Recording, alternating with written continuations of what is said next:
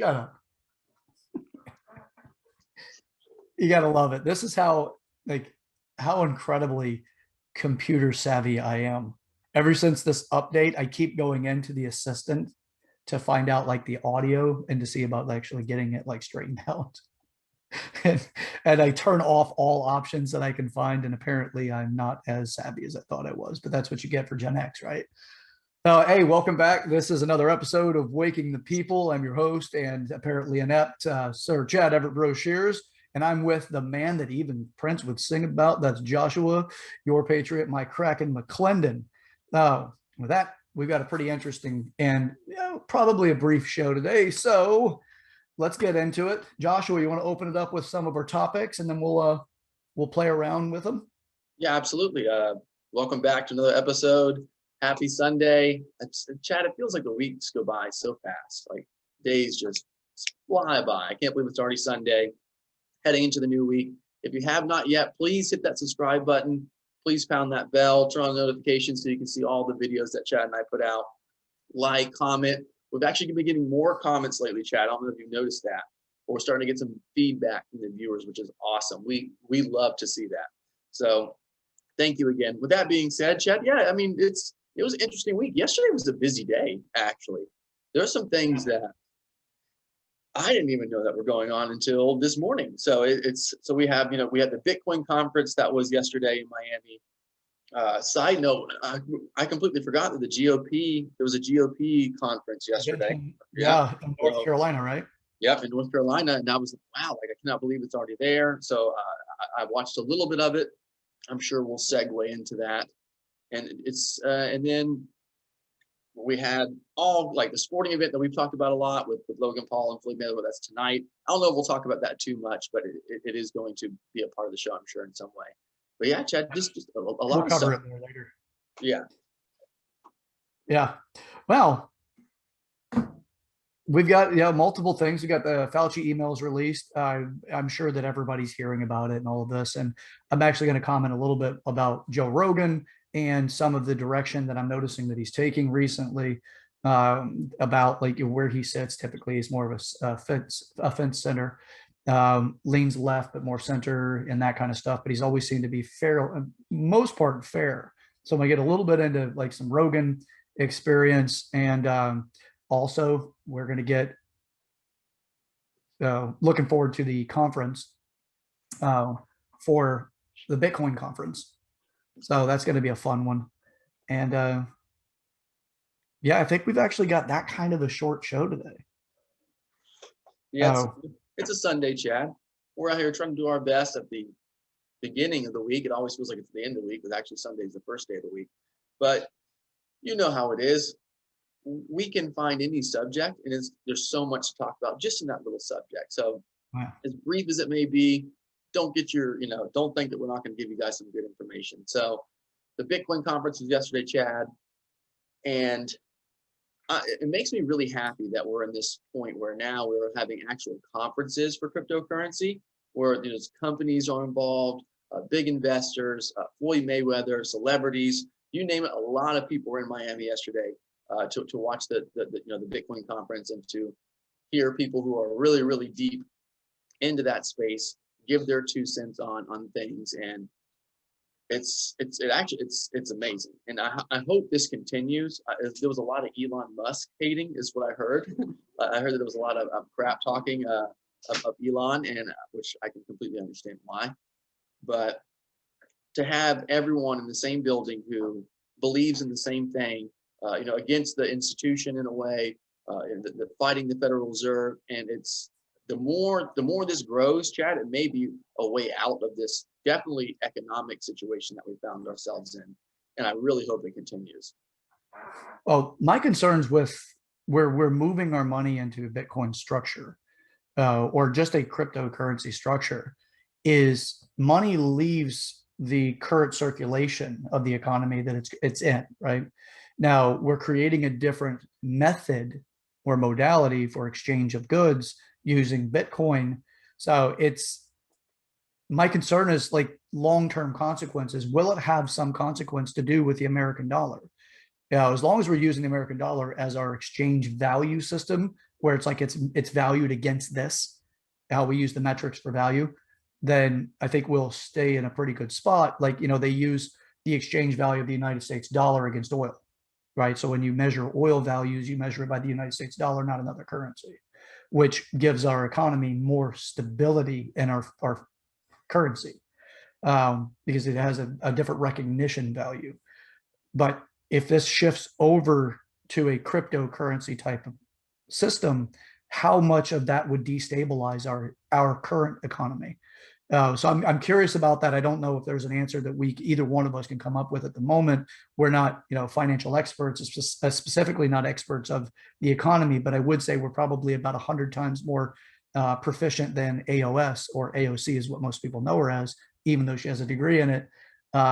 Yeah, she is not going to be a resource that we'll ever use other than to, I mean, she says something logical, we'll give her credit for it, but for the most part, she's kind of the clown at the show that you just kind of like talk about doing some goofy stuff, draws attention, you have some laughs, you all eat some popcorn or peanuts, and then go on to the next attraction. So we're not going to be using her for economics savviness, but anything other than just the satire side of politics, if you will. She does sit on that far end, but as far as this goes, we're not economic specialists or experts. But I am curious, and I'd love it if we actually could get somebody like that on the show to give us more of a depth of understanding, because it is easy to get caught up in the hysteria of crypto. It's also easy to get caught up in the hysteria of a lot of things. I wouldn't want to see crypto become the next, multi-level marketing type of system that's out there. Not necessarily the same structure, but the hype behind it. And if it turns into that, perhaps a lot of us are becoming kind of the unaware salesman for it. It's nice to be educated if you can, get in there and actually earn something or make something or support the next exchange system. Perhaps this is the absolute best thing for humanity moving forward, is that we transition into something like this. But my initial hesitancy that's always been in the back of my mind is this is something completely, it has the potential for somebody else to control it in such a way that restricts us even more than our current system. Because like right now, the government can seize your bank accounts. But if you have cash on hand, they can't do anything about cash on hand unless they could track down the serial numbers of the money you have, but they'd have to know what you have before they track it. So that gives you a freedom. Now, I understand Bitcoin and Ethereum and others use blockchain technology that is intended not to be owned by any one entity, but it's supposed to have this free exchange value that doesn't have an ownership to it. But that haunts me in the back of my mind. I'm not out to deflate the idea of crypto. I think it's a fascinating direction, and I love learning that from all sources, specifically also from Joshua. But I do want to say that is something that kind of like floats around back there. You got anything on that, Joshua? Yeah, I mean, I can see that, and I've heard Ponzi scheme before, and it is a possibility. But like you said, one of the best things about, let's just say Bitcoin or all of them in general, is that most of them, it's decentralized. So even if, let's say, all the whales sold out, right? They just took all their money out. It wouldn't take long. It's happened before. It wouldn't take long for Bitcoin to go right back up again. And like China. Yeah, it'll just go whoop, it'll just go right back up again. And the more that the US government especially continues to print money, the more expendable the dollar becomes. I think you're going to see a continued rise, not just in fear of inflation, but in fear, FOMO, in a way where literally you could be missing out, like that, just like in the back of your mind, worrying if it's a Ponzi scheme, at the same time, the back of your mind's like, well, what if this really is it? It's, I forget the two authors, but these two authors in the financial space went to go write a book. I can pull it up and find it in a little bit.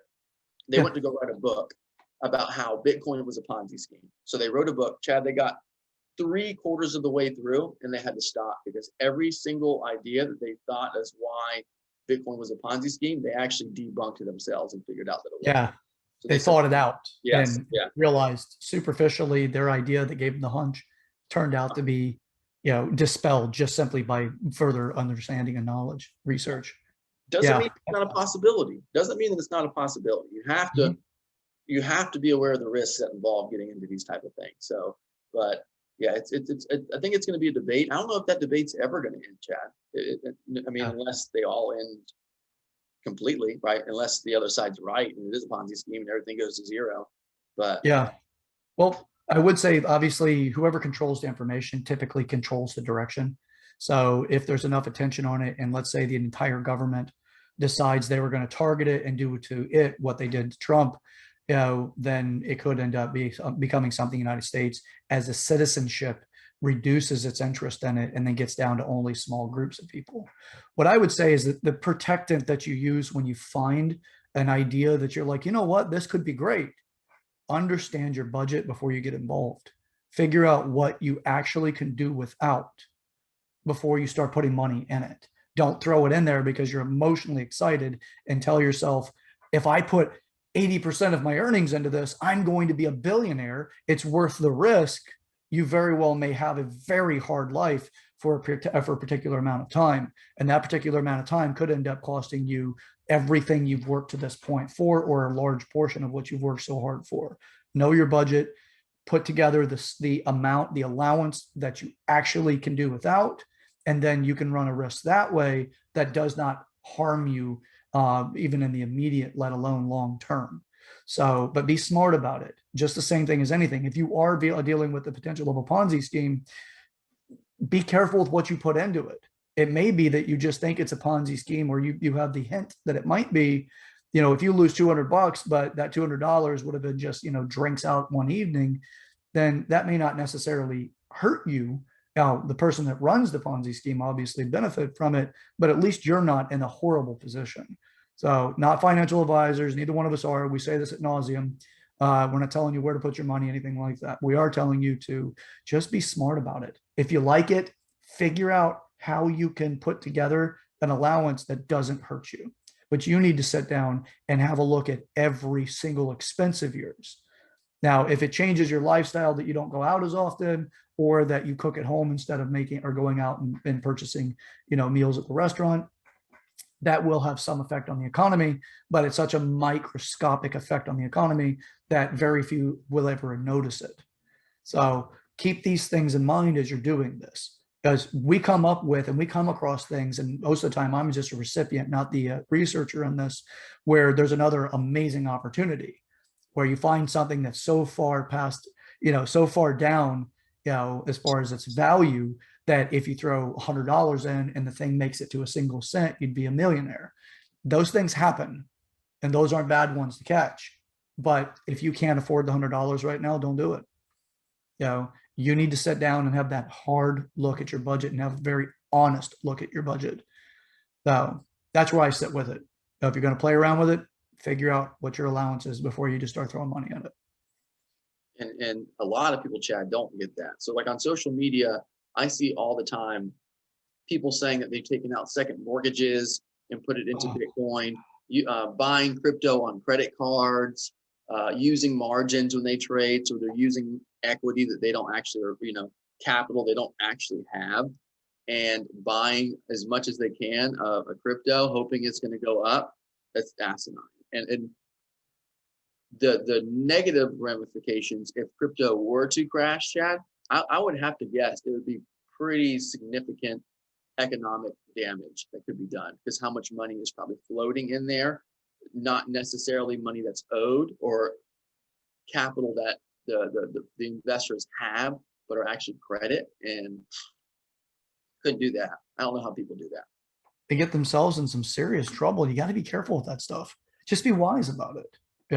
But that's also typically, it's people just get caught up in that.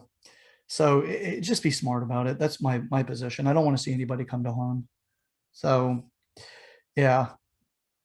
So with that being said, let's be smart. If you're going to invest, just build your budget. Now, if you really don't want to miss out, then you need to tighten up your own budget. I'm not an advocate for putting it on something you don't have. Credit card is money you don't have. Now you may be paying it off and all of that, but it's still money you don't have. It's a line of credit. Just make sure you're capable of managing that. I would definitely not suggest people take out a second mortgage on their home. Because I would say some of the people that did that bought in whenever it was, nearly $70,000, and now it's down to what, 36, something like that. Yeah. So it's, be careful, man.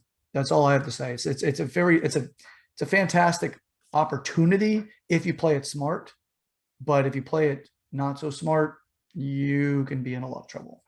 So yeah, I like that they're putting together conferences, they're having people speak. Understandable why Elon didn't exactly find himself favorably highlighted during the conference. I do think that what he's done recently is a bit manipulative, because he did do something that directly and immediately you can see, like, well, why are you doing this and you're still holding on to it? If you don't believe in it, or if you find that it's not that valuable, why don't you just sell off all your shares of it, versus claiming that you're worried more about its energy footprint, for Bitcoin mining. It's just, I don't know. It's just something that's there that does not directly connect, that makes it make sense. So I can see why he's going to fall on the altar of character assassination. So, yeah, but don't make don't make idols of these people. Study them, follow them. But if you follow everything blindly, you're leaving it up to them to be ethical. I won't even follow Warren Buffett blindly. I'm not going to follow anybody blindly, because nobody's going to be an idol for me in such a way that I won't look out and research elsewhere to find out. I'm not going to be that intellectually lazy to follow somebody and then just say, well, that person must have all the information, therefore I'm going to, do everything they say, or whatever they suggest, or whatever they infer. So I'm just really skeptical that way. By the way, skepticism is not a negative. It's not a virtuous direction. Being over skeptical or calling yourself a skeptic, could be that your characteristics are a little bit too much in the doubtful arena. But I am skeptical of things. So I will look into things that, especially anything that sounds too good to be true. I'll look really deep into that and say to myself, is it true? I even ask myself for the shit that I know, is it true? What I consider into the classification of, in my mind, of everything learned at this point in my life, I like to revisit it and think to myself, is this true? As remember, you learn at different stages of your life. You could learn in your teen years something that you make as a concrete belief. And then when you're in your 30s, it gets challenged because it finally came to the surface. There's an experience or a timeline in your life that it gets challenged. And now you have to consider either what I know is true or the circumstances are against me. But most people don't have that kind of insightfulness. That's part of the reason why we have the show. Waking the people is not just about politics, not just about crypto. It's about thinking processes. It's about the way the world exists, and to ask that fundamental question: is it true? If you think that you know something 100%, that's probably the thing you need to look at the most and say, is this true? And then try to deconstruct it and see if you can put it back together where it's in the exact same place. But you have to do a lot of research into that. And the majority of people don't give themselves the allowance of thinking to go that far.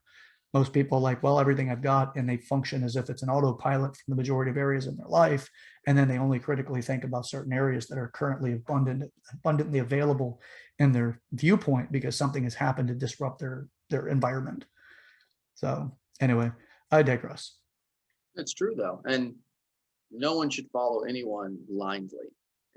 Actually, Chad, we can just segue right into our next topic. And Mr. Fauci is someone who a lot of people have been following blindly, and more like a lot of people on the right for a long time have been saying how Fauci has been such a flip-flopper. He says one thing and then contradicts himself. Masks are good, no masks, masks, 2 masks. Everyone, that we're going to have millions of people dead, and then now it's only a 0.009% fatality rate. And Dr. Fauci had his emails leaked, Chad, to where it turns out that very much so the people who, especially the media, were calling conspiracy theorists and just saying that people were lying and none of this information is true. It's all made up by the right. It looks like some of it could be true, Chad. Yeah. Have you had a chance to look over a lot of the emails? I have not. I saw the initial article when it came out, but as far as actually reading the emails, I have not had the chance yet. So they went through, and I haven't read every single email yet. There's thousands of them. With that, I mean, you would think that like they would have like a service called the Hillary Clinton's scrubber or something that these people use just automatically. What it turns out is that BuzzFeed, as much as I really don't care for them as a news organization, I think they're more of a smut-directed news organization, but not smut as in the pornography concept. I mean, more in just like the misleading of information to emotionally excite people. That's what I see it as. So they're not a very credible organization, but they did do the Freedom of Information Act request on Fauci's emails. Now, if anything's ever going to give BuzzFeed credibility, this helped. Now, what they did is because they were granted that by a judge, they received the emails, and then the emails have now been out. It's not leaked. The emails were not leaked. These emails were gathered because of that request. Now, in that, Fauci talks about the ineffectiveness of masks, how he's flip-flopped, and more of the reasons why he flip-flopped, but as a peer communication or communication with his subordinates. So it gives a lot more. He directly lied under oath in Congress about the gain of function. If you're not familiar with what gain of function is, it's research where they intentionally hyper motivate or evolve a aspect of a particular virus to make it gain an additional function to it. And COVID was one of those that was in gain of function research. And in these emails, it actually proves that Fauci knew for a fact that that was going on in the Wuhan lab. So he knows it for a fact. It's in the emails to prove it, but he lied under oath. Now, also, Obama has visited the Wuhan lab when he was president. Supposedly, he shut it all down. I actually find that hard to believe, given how inefficient of a president he actually was. Although on a PR campaign, he looked awesome. But as a reality to his presidency and then what his policies did to this country, a lot of that is still coming to the surface of how inefficient he was and how ineffective, and how he was actually more of a deep state operative than he was actually a president for the country. But with that being said, research it. Don't take the media's position on it. Yeah, Fox made Obama look bad often, but the rest of the channels pretty much supported him consistently. That should be a really strong litmus test for you to say if that many news channels support somebody so incredibly, look into it. Now, back to the Fauci stuff. Fauci was involved then. Fauci actually got involved way back in the early 80s, but he wasn't a forefront figure. He was on a panel of other scientists that were involved, or doctors that were involved. And there's accusations that he was also in part responsible for reducing the access to specific HIV medications whenever AIDS was becoming a known and a high level of concern in our population. And he was involved back then with a bunch of other, several other doctors, intentionally trying to stop people from having access to specific medications that did actually help them. The movie, the Dallas Buyers Club, actually was, he was a part of why the Dallas Buyers Club was actually created, not on the side of Matthew McConaughey's character, but on the other side, which is actually reducing the access to those drugs by stating the drugs weren't helpful and actually harmful, although they found that they were actually helpful long-term. Now they've since evolved from there and found other drugs that are supportive. But anyway, all of that aside, Fauci's been involved with this stuff for a very long time. With his actions now, he was just about to release, his book was in pre-sale. Did you know about his book, Joshua? It doesn't surprise me. Yeah, his book was called Expect the Unexpected. Oh, gosh. I'm like, oh, I love how condemning your book is to what's going on with you right now. Yeah, they're going to pull it because if he keep putting that out and his emails are there at the same time, they're going to be like, oh my God, this person needs to be put on trial. So here's why I think that he actually should be put through trial. First off, he lied under oath. Secondly, he misled us. We as a nation, there are people that have committed suicide because of the restrictions that have been put on them. People have lost their businesses and livelihood. The agitation that it created amongst our populace the agitation of the unknown. I don't know what's going to happen, but I feel like my health could be imminently threatened if I don't follow this man's guidelines. So in these emails, he talked about the particulate, the size of the virus being so small that it could get through regular masks. You needed to have a mask that was a doctor's, like what they use in the medical facilities. But they also know that those masks were limited. And he said the reason why he suggested that masks were useless in the beginning was to help make sure that the medical facilities and the medical staff have access to these masks. But he never condemned China for buying up the majority of what was available before we became aware enough as a nation to really go out and purchase these things. So instead, he never condemned China for taking these masks back. That's also part of the problem with globalization under situations like this. A country will do what's in their best interest. And that's exactly what we're witnessing China do. They're doing everything in their own best interest now, obviously. I mean, if you have the power, but you're supporting others by your agreements, you can just say, I'm not going to do this agreement. I'm going to default on this, or I'm going to amend this agreement in some way. You either agree to it or we're in breach and I'm no longer going to be a part of this contract. And that's what we saw what China did, not that full on breach concept. They just pulled back a lot of the medical supplies so that we had less available as a population. I would say that actually is a potential of an act of war, because this virus, as we know it, came from China and also came from now knowing that gain of function has been working on, or it's gain of function research, and they were working on COVID-19. They were creating it. These are all things that you find out when you read these emails. Now, am I inferring to some degree? Yes, but read the emails and you'll find out for yourself. So with that, look into it. This is something that's absolutely worth it. But it takes something. You have to not be intellectually lazy. You cannot let the media spoon feed you information. Can't do it. If you do it, you're going to be a useful idiot, because they're not going to give you the whole story. That's why we do this, is because we want you to have the whole story. So those emails are very damning for Fauci. They pulled his book out of pre-sale, which is good. You have to do your research. Know the people that you consider to be these people that are credible, and find out if they truly are credible. What purpose do they serve?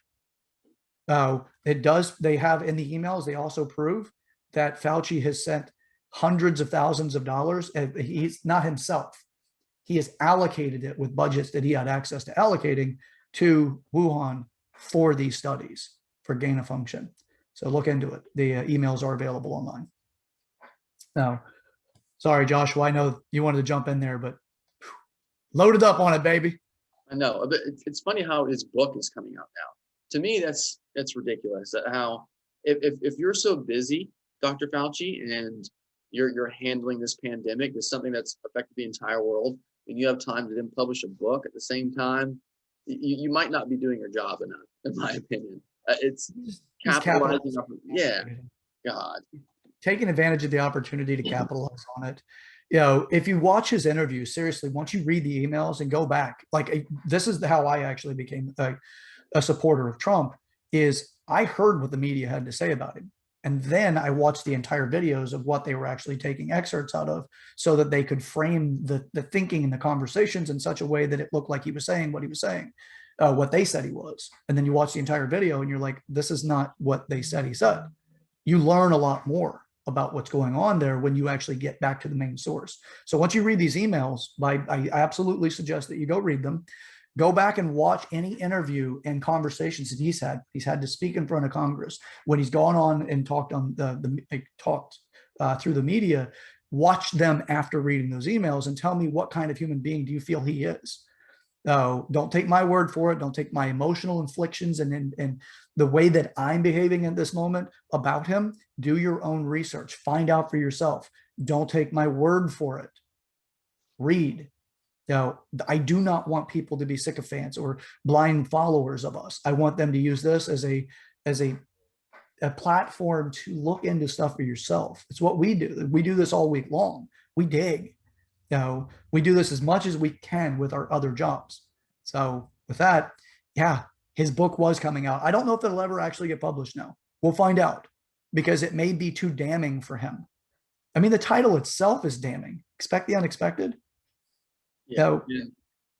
Now, Not to be conspiracy, but what else does Dr. Fauci know? And yeah, how deep is he with the powers that be and the people that pull the strings? And is that going to affect the book coming out now, especially if there's more emails linked? What else can be leaked? What else can be found about him that is going to affect so many things? And to the people who are, does Nancy over there really want more information to come out about what's going on behind the curtain? And at what extent will they handle that situation? Not to say that you could, I'm not trying to be, crazy and think, oh, he's going to get, taken out necessarily. That's not what I'm saying. But maybe they do lock him up. Maybe they find a way to where, listen, this guy might be a problem. Let's, put him in jail so he can't talk. Or I highly doubt that book is coming out now. I hope that they do release it, because I think that it would be even more damning for the entire Democratic Party, because he and the Democratic Party they're in bed together, in my opinion. So, by the way, this just now, he's finally come out from behind the curtain. He's been an operative behind the curtain for a long time. He spent a lot of time dealing with Wuhan. And that's not just the only one, I'm sure, but Wuhan is the one that we were all aware of. He's been involved there. He's been involved with this type of research. The research, when you get into gain of function, is something that should scare the hell out of all of us. Now, they say is their side of the justification for gain of function research is that they want to get the virus at such a level that it would naturally get there by its own in time, but they would rather get it to that point earlier so they can do research around it and come up with treatment methods and or vaccines for this thing. Predominantly, they're looking for vaccines. To me, and understanding evolution as it is, does not guarantee the virus would actually head the direction that they're encouraging it to, which means that it's on the surface, the bill of sale, if you will, what the person on the retail end of this would be, which is the retail of information, where you find your support levels. They want you to believe that this is something that's good for you. Because that's how you sell it, right? And sales, that's what you do. You show a solution to a problem the person may or may not actually have. And that's what they do in order to sell it. This is your solution to the problem. They exacerbate the problem and they offer you a solution. That's typical in sales. So, or at least make you aware of the problem. With this, it can very well be that they're just telling you that they want you to think that this product is something that's a problem, but so the long-term consequences of not doing this research could be the next, bubonic plague, right? Or Ebola that becomes even more contagious, or, has a higher transmission level than it currently does, which it does have a very high transmission level, but something that gets so far beyond that, they want to sell it that way. Fauci has actually been quoted to say that it is better that we have a worldwide pandemic than not to do this research, because the research will pay off in the long run. There is something called bioweapons. Be aware of what those things are. Look into them. Now, am I saying that this is a bioweapon? No. Do I think it is? There's a pretty good chance of that. Here's why. Once Biden had mentioned that and this is within the last week, he had mentioned that he wants to do a probe into the origin of the COVID virus, or COVID-19. China's main publication, news publication, said that the potential of nuclear war is escalating significantly with the United States. And for them, they needed to start reallocating resources in order to prepare for that potential. Off of, we just want to do an investigation to find out the origin of this virus. And immediately their reaction is, we need to prepare for nuclear war. Tell me if that does not incriminate you just basically off of that in itself. Does that not create a condemning, incriminating position to make that kind of reaction? Hey, Joshua, how would you feel about it if that was it? You're like, Chad, I really want to find out, did I leave my wallet at your house? And then I'm like, I put on social media, yeah, I'm going to the gun store today. I'm going to go buy a shit ton of guns. And I'm also taking concealed carry, and I've also lawyered up. What the fuck, man? Like, really, that's what it's like. It's like, yeah, we just want to find out its origin. And they're like, prepare for nuclear war. don't take my word for it. You got to look into it. I suggest if you're going to look into it online, use DuckDuckGo. Do not use Google, Yahoo, Bing, the major or the common ones. Use DuckDuckGo. It's one that is not the left slanted or leaning, or the one that does not support the majority of the mainstream media. Now, you do find out a lot of stuff that the world is publishing, not just the United States, and not through the search engine optimization that these ones that have become our trusted go-tos, in my opinion, have become so trusted and go-to and so strong and so big and so persuasive that they have now betrayed us because they keep information, they filter it in such a way that you look and say, I didn't find it online. You must be lying. Switch over to DuckDuckGo and find out. Oh, all right. Yeah, that's where I'm at so far. Josh, what's your thoughts on this? Yeah, I completely agree. It's China saying we need to prepare for nuclear war because we want to look into the Wuhan Institute. That's crazy. Like, that's kind of scary. That the fact that probably because, Chad, the information that we would find if we did an investigation on that Wuhan Institute would have catastrophic, consequences.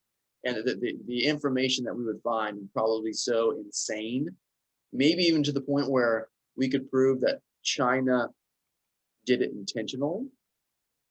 Not only would, I think, the United States get involved, but there would be a lot of countries as well that would get involved and say, listen, if this is true, again, just speculation, Chad and I are not saying this to be absolute fact, but hypothetically, if we were to look into the Wuhan Institute and found that China did it intentionally against the United States, but don't forget, the United States was not the only country that was affected by this. The whole world was affected by this. You don't think Italy would be a little bit pissed off if China purposely put a virus into the system to where they lost, thousands and thousands of people in deaths, but also the economic impacts that it's had across the world? A lot of countries would be pissed off, very pissed off. And, we've discussed on this show World War III possibilities. You could put that one right up there as far as what could be the catalyst point to something like that. Yeah, these are the things that we want to be able to continue to look into. Seriously, don't take our word for it. Use us as a investigation method. Take what we're saying and say, okay, I'm going to look into this myself. Now, it's really unfortunate because, as we have discussed in several episodes up to this point, several episodes ago, I think it was actually the 26th or 27th, we actually discussed why World War III or WW3 could be a potential right now. Because if you look at all of the countries that are in unrest, right? Could you imagine what it would be like if, let's say, Russia and China were to join together against the United States and Australia? Because Australia would have our back. We would definitely be in it with them. That's just 4 of the major countries in the world. Who else would actually be involved? I'm not saying this is going to happen. I'm saying that it increases the possibility. So with that, again, it's, let's keep in mind here, guys and gals, you awesome patriots, the possibility is there. I want to segue over to 2 more things. So one of those is, and Joshua and I are going to have to cut it shorter because it's we have some things we have to get to at Sunday morning here in the fine state of Florida. So if you don't have an air conditioner working, I do pity you. It is June, and we're almost, what are we? I can't even remember what day we're on anymore. We're almost the middle of June in Florida. Yeah. Actually, it's right there on my computer. I'm an idiot. It's the beginning of June, but this is how much research and things that are going on. It's kind of like, what day is it anymore? All right. I don't want to stick on that too long. So with this, we have, where do we get our source of information? We've been getting our sources of information from people like Fauci, our current administration. So one of the other places that we typically go for this information is like people like Joe Rogan, Tim Pool, people like that. A gripe that I have recently with some of their work, we'll start with Tim Pool, we'll switch over to Joe Rogan, and then we'll get to our last subject. So with Tim Pool, he'd mentioned something. No, I'm not out to just bash the guy. Okay. I think actually he does produce quite a bit of great information. But he was talking recently about Andy Ngo. Andy Ngo is a reporter that covers a lot of Antifa's activities in the Northwest, particularly around Portland. He's giving information out to the world so that they understand what Antifa is up to. Because if you leave it to mainstream media, they're peaceful protesters. It's a summer of love, that kind of stuff.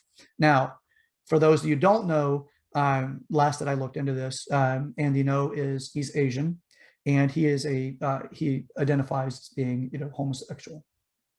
With that, when it comes to the media's coverage of him, they treat him simply as a conservative. They treat him as if he's out to defame a group of people. I mention his identity politics because of the fact that that is mainstream media's leverage for who's right in these situations. So it's a tool for anybody else, if you know these variables about this individual that they typically highlight on their normal broadcast, to say, this is why these people are wrong, because look at this, the sexual orientation of this person, their skin tone, or their racial background, and they're victims in this because of these people's perpetrating this idea of this supremacy thing or this racist thing. Now, if they don't use that person's identity and they just pick their political position, you know that they're completely manipulating your viewpoint, and don't take their word for it. Look into it. So with this individual, he was in the mix with these individuals, Antifa, and he was reporting on them. He was recording them. But he was covered up. He had his face covered. He had these big sunglasses. It's hard to see him. And one of the individuals started interacting with him. And then as soon as he didn't get the interaction he thought he should get from somebody else who was pro-Antifa, they called him out and said, that's Andy Ngo, get him. And the group started, like a large part of this group started to chase him down to get him. What they meant by get him is they wanted to beat him potentially to death, because they absolutely hate this man, because this man exposes what they're doing. Now, with that, again, the identity values for Andy Ngo get with the majority of the individuals that are in Antifa are typically going to be middle class, white, suburban based individuals. College usually is college educated individuals as well. They're radicalists, they're extremists, they're bent on communism and making communism become the major economic system that's in the United States, and the governmental system in the United States is communism is what they want. That's Antifa. He is exposing them. They go and chase them down. If this was the media covering it and it was not Antifa against a conservative, they would say it's another Asian hate crime. That's how they would call it, or some bigoted, or homophobic, anti-gay, anti-Asian hate crime is how they would paint it. Because he's a conservative, they decided not to do so. They actually aren't covering it. So he was attacked. He went into this hotel, and that's where I believe it was a hotel. He went into it, and that's where he sought shelter. The hotel actually did end up helping him prevent from being beaten potentially to death, because they have attacked him before. They hit him. He actually has brain damage, or had brain damage from an attack that happened about 2 years ago. So with that, it's one piece. So Tim Pool had reported that Andy Ngo was intentionally putting himself in the way of harm. If he didn't do it, who the hell would actually expose this? With this, I don't agree with Tim Pool, and I hope that he understands that just because he is where he is, and he actually did do these type of techniques, getting involved in places that were known to be dangerous in order to move up to the point where he is now. Please keep in mind, if he's not likely going to see this video because we're not big enough for that, but I hope that he understands that with what he did to get where he is, to become a trusted and reputable individual in the alternative news sources, he is condemning somebody else for doing the same thing. Now, Andy Ngo is doing us a good deed, doing the United States a good deed, and the world a good deed, by going in and exposing these radicalist individuals. It's not just in Portland anymore. It's been there for a long time. It's all over the place now. There's Antifa chapters all over the place. They are not for the American way of life. They want America to become communist or socialist. That's what they want. And it's interesting because the majority of the people that are involved in that come from American families. They come from the suburban and or middle class families that went off to college, got radicalized, and now they believe in their ideology is going to take them to the utopia that they promise everybody, which every time this type of thing is practiced, it turns into a dystopia. So that's Tim Pool against Andy Ngo in that statement. Look it up, go online, you can find him on YouTube, also the Timcast IRL. So with that, that's all the headline gimmicks I'm going to do for that. Over to Joe Rogan. I recently listened to one of his most recent ones, and it's interesting to see the media cannot get over Trump. They can't. They're stuck on him. which is fascinating to me because it shows you that he helped their rating significantly. Joe Rogan was actually saying in the last podcast I was watching with this guy named Tom. He's a comedian. He's not very funny, but he's a comedian, or claimed to be a comedian. And again, like Joshua, I didn't laugh at all from the entire conversation that I listened. And I listened intently to try to learn. And, you know, a lot of times they do things that do turn out to be funny, especially when there's a comedian on the podcast. Not funny at all. Joe Rogan's a comedian as well. But he's an intellectual. I absolutely value him for that. But for what they had to say about Trump is that Joe Rogan was saying that Trump he was in our face all the time. That was not Trump in our face. That was the media putting Trump in our face. To correct the record on that, Trump was not in our face about anything. He did make statements. He did put his information out whenever he would address the nation and do, you know, like these speaking engagements. But he wasn't in our face about it. It was the way the media put it out there for us. So, and he was blaming it. He's saying, well, thank God that he's not there anymore. And then they talked about the fact that the media really is reporting on next to nothing anymore. There's very few things they report on. They do go after the right or conservatives with a pretty significant degree of hostility and or aggression, somewhat what they went after Trump for, but they were in this hysteria when it came to Trump. It wasn't Trump. It was the media's hysteria. They put it on you. They fatigued you on a daily basis so that you thought without thinking, you just assumed, you created this belief that Trump was this horrible human being. If you look at his policies and what they did for the United States, the economy was doing fantastic. Unemployment was at an all-time low. He dealt with something that who the hell had a blueprint for it? He was calling it out for what it is. He was right about it coming from Wuhan. It was not coming from the wet market, but coming from the lab, and that it is a China virus. He was right about all of that stuff. He continues to be proven right. Also, Joe Rogan talked about the fact that the right can't get over Fauci's emails.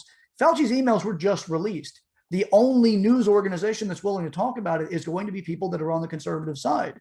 So with that, Rogan is actually, to me, it looks like he's leaning into the Spotify's more left than it is anything. They have a lot of people that are leftists that are employed by them. They have also went after Rogan because he didn't agree with their positions, and the employees started demanding that Rogan's podcast be taken down that didn't agree with them. So they were censoring his language because that's his main platform now. He's not on YouTube mainly, he's on Spotify mainly. So what I think is happening is that he may be giving, he may be settling over so that he can at least get more exposure, but living into the left's narrative. So I hope that's not true. I've valued his information for the longest time, but the last couple of podcasts that I've watched of his and or listened to that are recent have left me going, you're changing. Why? I don't know. He has always been left center. So he's always had like that little slant. He's made fun of Trump for years, but recently it's turned into something different. If you're not familiar with it, but you are familiar with Joe Rogan, go back, watch the most recent ones and see if it doesn't occur that way for you as well. So that's the Rogan experience. Again, I still value it. I still listen to it. You know, I do like his work for the most part, but that part is starting to get me to question what his trajectory is going to be in the future. So look into it. Don't take my word for it. This is not the Reading Rainbow, but do take a look. It's in a book, yeah, or published somewhere. So, all right, Josh, would you have anything else on that before we hit our final? We have one more topic and we're done, bud. Yeah, Joe's always kind of been definitely left center, and doesn't surprise me that with the increase in money and joining Spotify that he's going to have a little more censored viewpoints than he did before. Obviously, Joe Rogan's been in the spotlight for a long time, but when you get in bed with people who give you that much coverage, you kind of have to limit what you say based on whatever. Maybe it's in his contract. Maybe there's things that's kind of limiting him from saying that. But yeah, I completely agree that he's changed big time. And if you're wondering why I'm so quiet over here, our AC is out, and so it's like what is it now? 82 now, so it's dropped a little bit, but so it is so hot in here, and we're trying to figure out how to get some AC. So Chad is he's helping me out. So if you're wondering why I'm so quiet, that's why. Yeah, he's over there like, this is a labor of love today, and it's a labor to the commitment. You know, as we've stated, we're going to be making a minimum 2 episodes a week until we make a decision to do otherwise. So we're committed to doing that through June as well. But this is for Joshua today. This is a labor of love for everybody, and it is his declaration of his commitment. Don't worry, we're going to go through a lot more. We're going to push a lot harder, especially with DeSantis. His campaign starting to pick up. So fundraising and awareness, we will be a part of that to a specific capacity. And at times when we finally get to the point, we'll also be out in the field doing more than just supporting the politicians we like. We also, when we get the budget available, we will be traveling and doing some of our own investigations into things that are going on.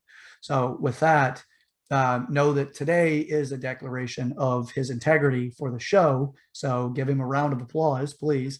Put in the comment section that at least you're happy that he's not out with the windows down rolling around the streets, or the air conditioner cranked up all the way in his car.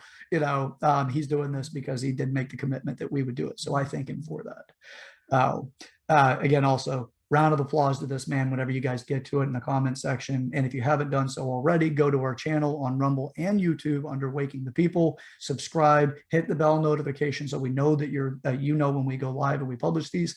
And also, if you can, you can start a donation direction with us. You can contact us with our email, which is wakingthepeoplepodcast@gmail.com. To at least start that as well, if you want to help to get us out there so we can give you more information, as well as upgrade his computer, my computer, and get him a damn air conditioner that works. All right, final topic. Energy independence in the United States is at an all-time low. I don't think in my life I've experienced it, other than we got close to this with Obama. Keystone was one of the first things that got shut down whenever Biden entered office. It was actually in his first handful of executive orders to shut down the construction of the Keystone Pipeline that went from Canada into the United States, that was increasing our energy independence. So meaning that we have on our continent oil that gave us energy that made us independent. Then we had the cyber attack. Now, whoever was responsible for that, we paid the ransom. Then they attacked the country's largest meat producer plant. And now there's a ransomware, and I don't know what's happened with that at this point just yet. That'll be likely in the next episode. If we paid the ransom, which we probably did, we paid it with the pipeline. Anytime you do that, you're caving to these people, and then they can continue on and make more and more money. They're claiming that this is a outfit out of Russia.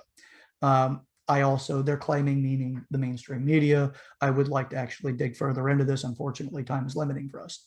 Now, the Alaskan pipeline we're not renewing leases, and we are shutting down some of the production, if not then leading to shutting down all of the production out of the Alaskan pipeline, which is increasing Russia's strength as they continue to drill in the northern continent, not Alaska, but on their own continent, but they're continuing to drill, which means that they're going to continue to produce more oil.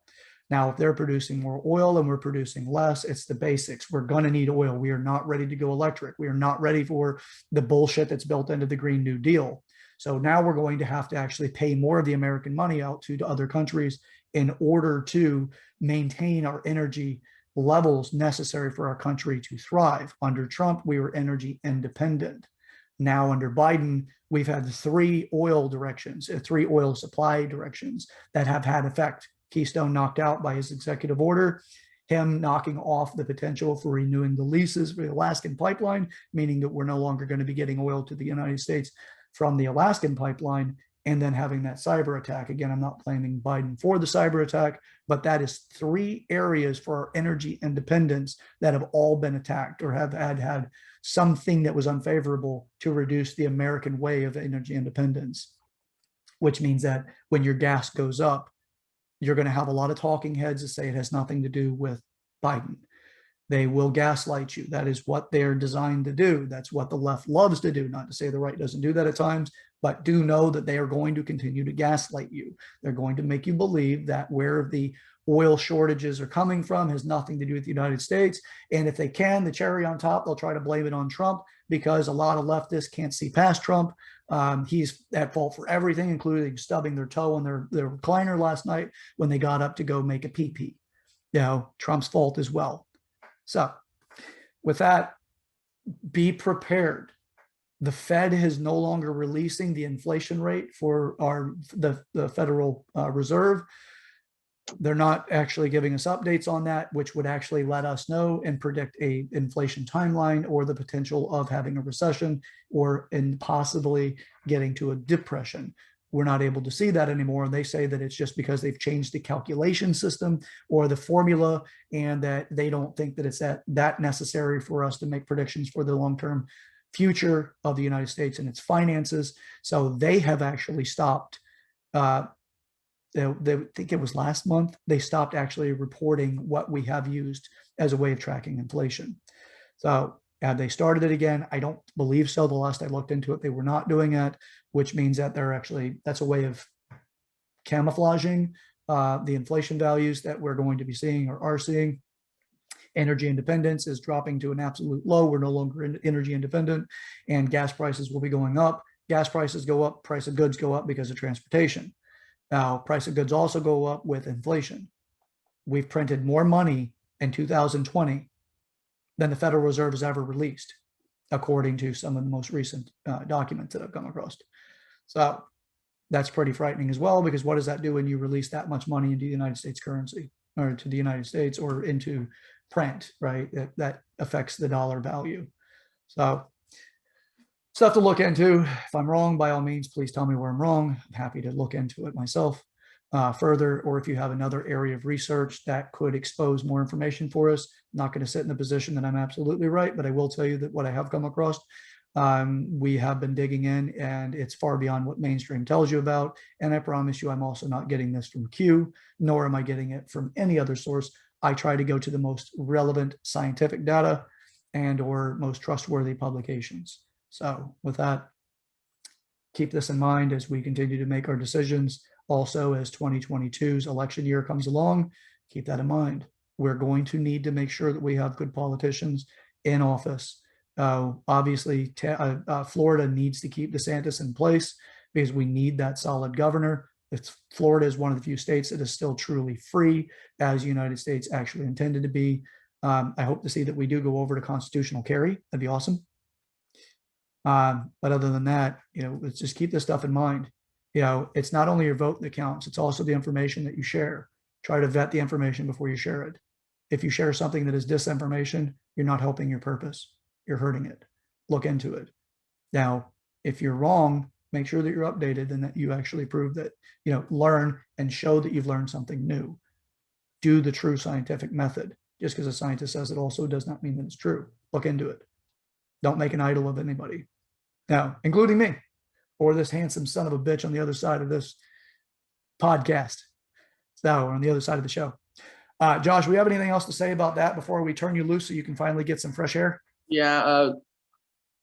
Let's hope that this inflation problem doesn't continue. Let's hope that we do get the people in office that we need in office to make sure that the situations that we're finding ourselves in economically across the United States, we can get people in office who understand that and aren't just trying to push whatever agenda that they have into the society and into the country just to get what they want. So we need better people in office, and inflation has to be figured out. Now, eventually, I hope that it will. I guess only time will tell. But yes, we got to run a target. I got to get a fan chat. The worst time of the year to lose your AC is summertime in the middle of Florida on a Sunday. Yes. Oh yeah. Yeah. And if you do get somebody out, well, you rent an apartment, you get somebody to come out, man, the service fee alone is already going to be burying you. All right. Appreciate you being on the show today and making the commitment happen. For everybody else, please reach out to Joshua via our comments or our email, and show some appreciation, show some love for the man. As well as thank you also for your attention throughout the episode. Hopefully you found the information that we brought to your awareness informative and valuable, and we look forward to continuing this as we move along. Remember, if you want to be a financial supporter of this show, by all means, reach out to us via our email at wakingthepeoplepodcast@gmail.com. Help us continue this process so that we all have this. Big shout out to Damon Bishop for being a supporter of the show, as well as Drew Bland is another one of our great supporters. And then anybody who shares the video, thank you so much. Send us an email or put in the comment section on our main channels, either YouTube or Rumble, and let us know that you've shared the video. It'd be nice to actually see that, and then any kind of feedback that you have. So with that, I remember we're Americans. We're in this together. Let's start acting like we're Americans. Work together, even if you disagree. Let's take the country back in the most best and powerful way possible, which is through strong, informed minds, not just this radical nonsense that we see in the streets trying to strip the United States away from us. So with that, again, I'm your host, Sir Chad Everett Broshears, and I am joined by my co-host, the man that even Prince would sing about, Joshua, your patriot, my Kraken, McClendon. So Joshua, you have anything for your sign off? We made it to another end of the week. Thank you guys for watching. Again, hit the subscribe button, do all the good stuff. Share the videos. That's probably one of the most important things. If you do like the show, make sure you share it so other people can see the show as well. And hopefully they will like it just like you guys do. So have a great week. We'll see you guys on Wednesday. Just, keep your chin down, buy a fan. Make sure your AC is working, and just stay golden as always. Stay golden, pony boy. All right. We'll catch y'all in the next episode. Enjoy the rest of your weekend. And until next time, stay informed.